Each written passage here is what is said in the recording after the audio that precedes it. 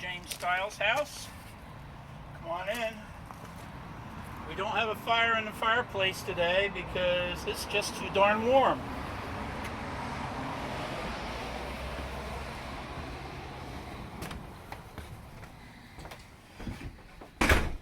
My father and I moved this house back from the shoulder of the road back in 1974, but construction didn't really start until 1976. This house was lived in the early 1900s with a family of 9. The parents slept on one side of the room behind a batten wall with the daughters, and the boys slept on the other side of the batten wall. In any typical colonial house, you'll see when you walk in the door, either to the right or to the left, you'll see a fireplace in the center of the wall. And either to the right or the left of that, you'll see a little door and another little door, and there's a triangular tread stairway that gets up to the second floor. And that's the extent of space loss for steps, about 3 foot by 5 foot. That's all the space was used for these stairs, and they're very steep. Originally there was a little pantry here, a little workbench, and we closed that off and put a powder room in there. These 3 boards here used to go back, turn and go back here, and then the pantry was right here. I spent 8 hours a day stripping the paint off of the ceiling here, from one side of the beam to the other. It took me 8 hours with steel wool and paint remover.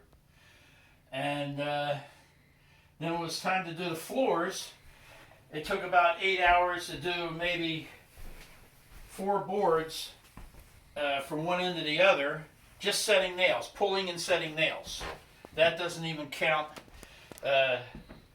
sanding the floor. We weren't even sure what we're going to have, what it was going to look like when we were done. But the boards were thick enough. They were cupped quite a bit, and we were able to make it look worthwhile. The dining room set was my brother-in-law's aunt and uncle's in the early 1900s. They lived in Wildwood. And you can see what the house looked like when we first started. This is a picture of my father and I just before we moved the house back. And this picture up here is a picture of me working the come along, which was attached to a cable. And my father is putting a 2.5-inch galvanized pipe on top of the beam, in between the beam and the house. And every click of the come along, it would turn about a quarter turn. It took us a week to move it back about 75 feet. Then once we got it back, we had to move it around this walnut tree. So we had to make a left-hand turn. Now on this page here, you'll see the barn that I tore down in 2007. These are the before and after pictures. This picture shows a gaping hole there underneath of all the vines. And this is what it looks like today with the new siding and new shingles. And that was completed in 2005. And they're pretty much the same angle as they were before and after. From there, we will move into show you what we added on.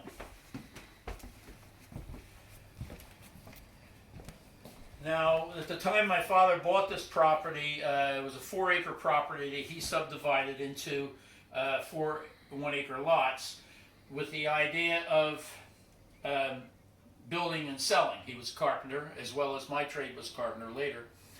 But I had asked him what he wanted to do with the old house, and he said, well, you want it? And I said, well, yeah, sure.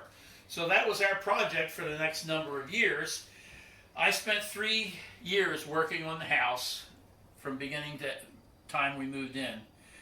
And sometimes I spent 14 hours a day up here working, one time till 3 in the morning, just because I had something I wanted to get done and get cleaned up after it. I think it was because they were delivering the kitchen cabinets the next day, and I wanted to have a place to put them.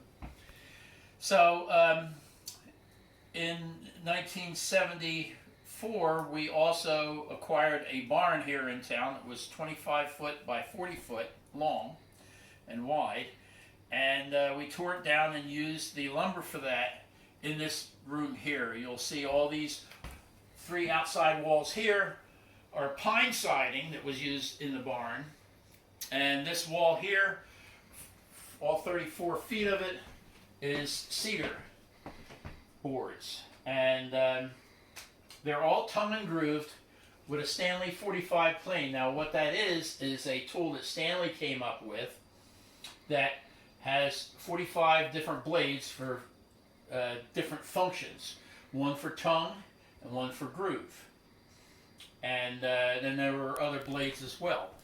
So I would spend 8 hours just tonguing and grooving and fitting 4, maybe 5 boards, sanding them, filling holes, whatever. Would take me 8 hours. The kitchen cabinets were installed unfinished, and then we stained them to match the color of the paneling. In the living room, which as you can see is attached to the kitchen, of course we have the annual Christmas tree.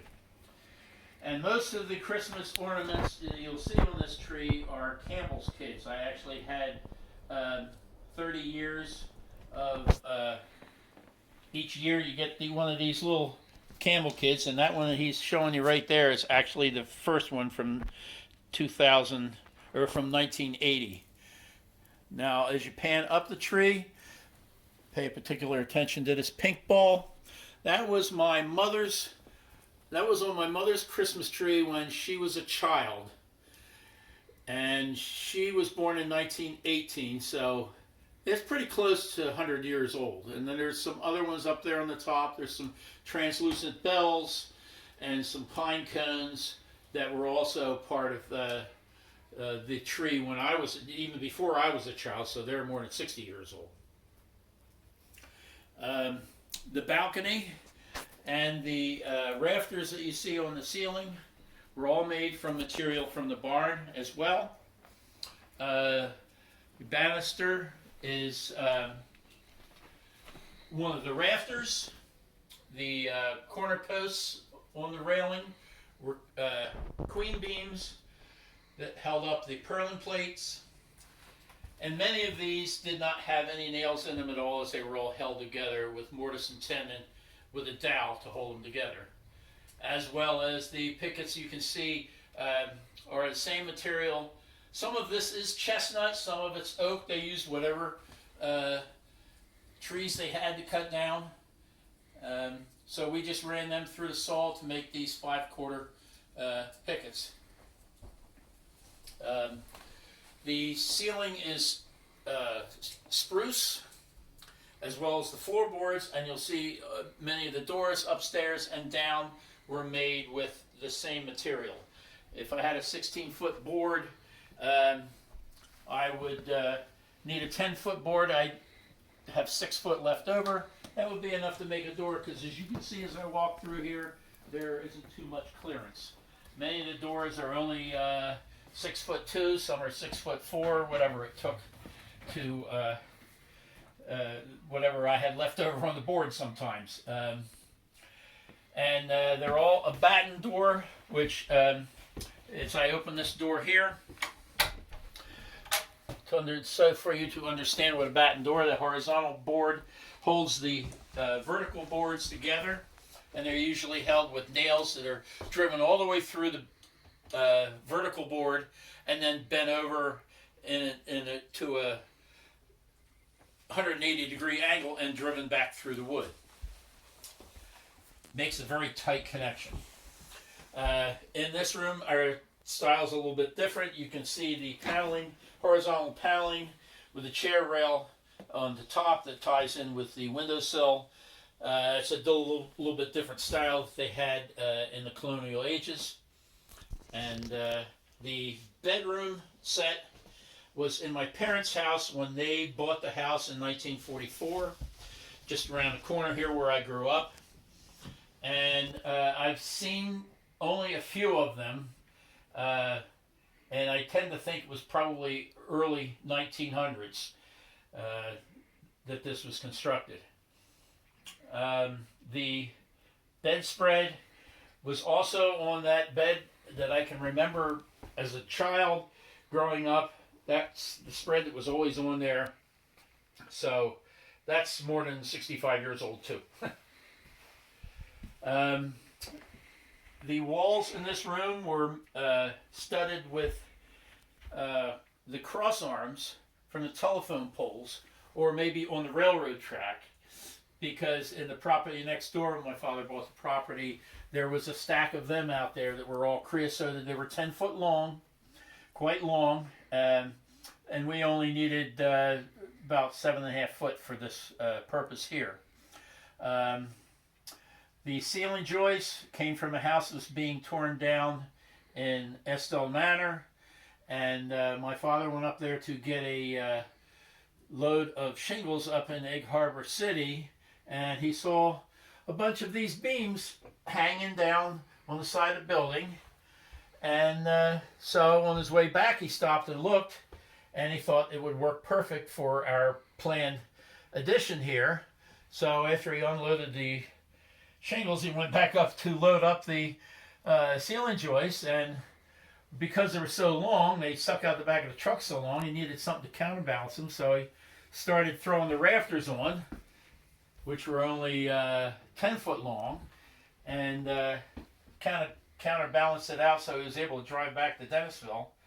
And while he was loading the last couple of boards on, a guy showed up in a pickup truck and was kind of perplexed. He says, "I've been 2 weeks now, I'm going to come get this lumber. We're going to build a tool shed with it." And well, Dad told him, they said he think he had a better purpose for it than that, and the man helped him load the last couple pieces of wood on the truck, and Dad brought him home and stored him in his garage till we were ready to install him here.